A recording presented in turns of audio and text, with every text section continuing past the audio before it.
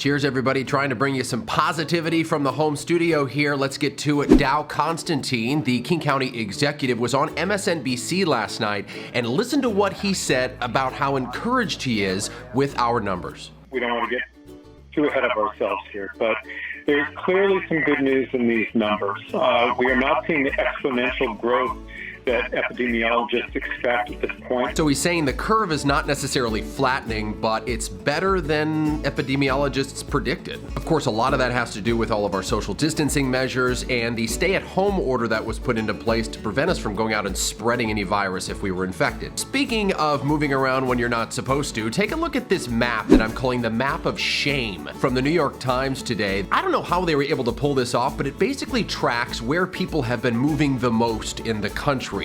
We're good news here in Washington State. Look at that. We're doing pretty good.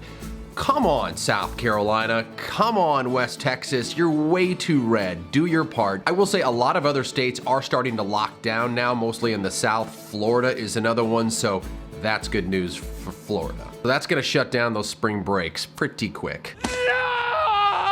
Sorry. That's how I roll. Finally, a third bit of good news to pass along here when it comes to those cruise ships. We're hearing that the Holland America cruise ship with sick passengers, the one from Seattle, will be able to dock in Florida. 4 people have died. A lot of others have been sick. They've been at sea since March 7th.